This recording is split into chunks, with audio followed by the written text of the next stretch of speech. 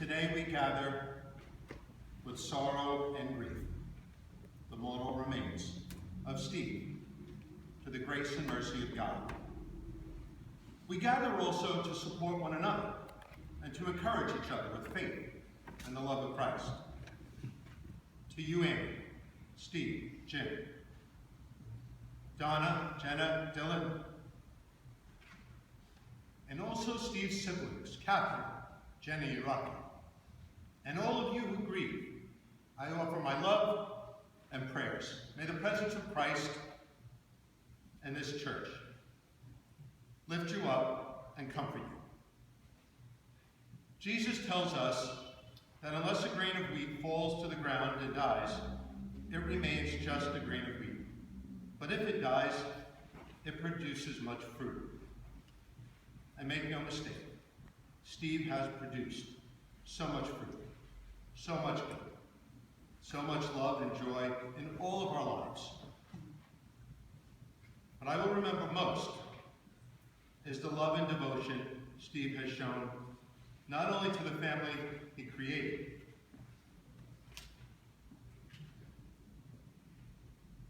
but the endless hours of love that he gave to his parents, to Mary, Nita, and his brother Arnold. Today's gospel is doubting Thomas. There are so many different theories why Thomas did not believe. Shock, disbelief, pessimism. So many of us, myself included, look at the glass half full. Or maybe Thomas was feeling left out. Why did Jesus come back and I wasn't there? Maybe being afraid to believe. The most common one is fear itself. So many of us are afraid of what we don't see. So many more are even afraid of death itself. Today we are celebrating the Vigil Mass of the second Sunday of Easter. It's also known as Divine Mercy.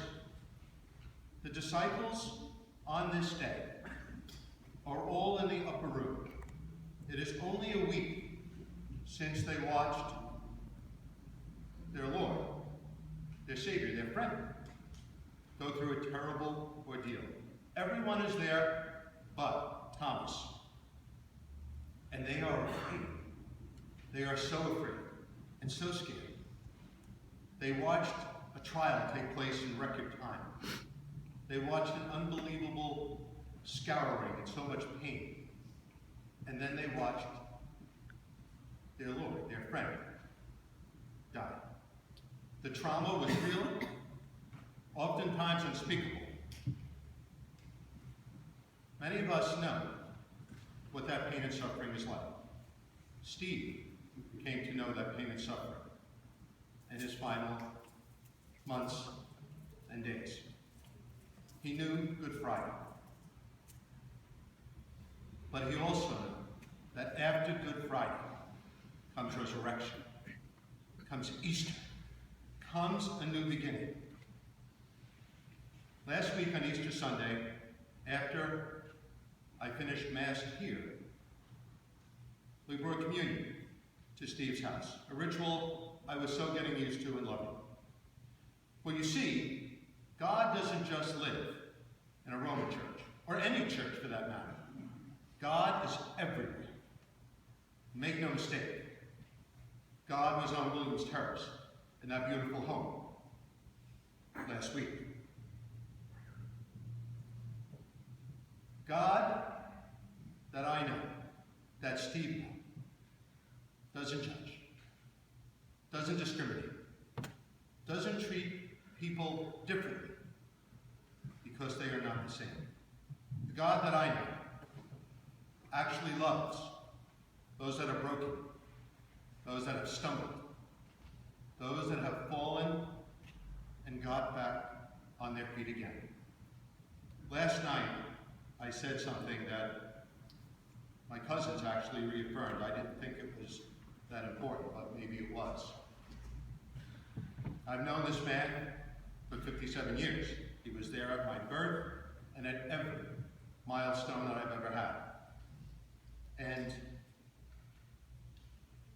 He was always fun and kind and gracious, but wasn't very impressed with all the things that I accomplished, except when I fell from grace, except when I made a major mistake and went to seminary and started trusting in God and building my life up again, not by my own work, but by God's. Steve would be there when I graduated from seminary. He would be there in Pennsylvania, my ordination. He would be there when we opened a small chapel on Wilford Terrace. And he never, ever stopped believing in God, in me, in his beautiful, beautiful family, and most of all, he never judged. They say that cousins or relatives often grow apart as we get older, but the reverse is happening now. I find myself so amazingly close to the Mazzone family. Each day gets more intense, especially when they kept me out until 1:30 in the morning last night. But we had a beautiful time celebrating the life of this man. Last Sunday, as I gave communion to Steve, I knelt down and he said to me, "I'm afraid." And he grabbed my hand and I assured him the same words that Jesus did. "Do not be afraid. Peace be with you. Blessed are those that believe and have not seen." And just like doubting Thomas, Steve cried. I saw behind me, Annie and Jimmy were both fighting back tears. My mom and Nancy were on my right side, and I saw them softly, quietly weep. That's natural. That's normal. That's a great gift to God. But we have to remember, after Thomas cries, he calls out, "My Lord, my God." And then Jesus looks and says, "Thomas, because you believe, you are blessed. But blessed are all of you who believe and who have not seen." Uncle Steve believed, and being afraid of the unknown is okay. But every fiber in my body and spirit tell me, right now, today, at this moment, Steve's spirit is in his church, and he is with God and with Mary, both of them, both the Blessed Virgin Mother and my grandmother, his mother. He is with Vito and Arnold, my dad, and Uncle Sam, relationships that have spanned decades, that together have built skyscrapers and have kept us laughing. And for at least Steve and my dad, gambling as well. But that's a good metaphor. That's another good lesson that they left us. Take a chance. Have fun. Enjoy life. What a beautiful message.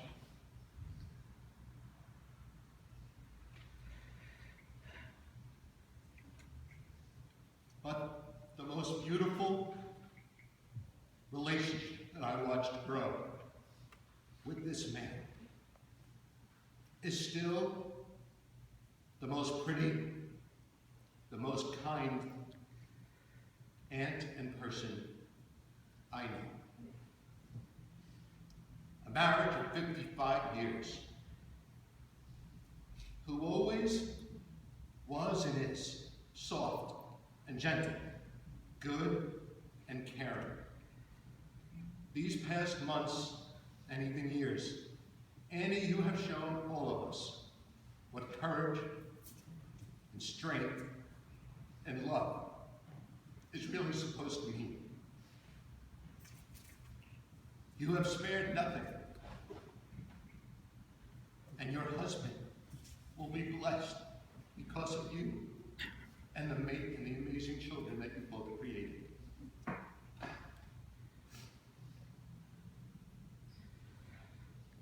All of us must allow this encounter with eternity to change us. That's why we're here.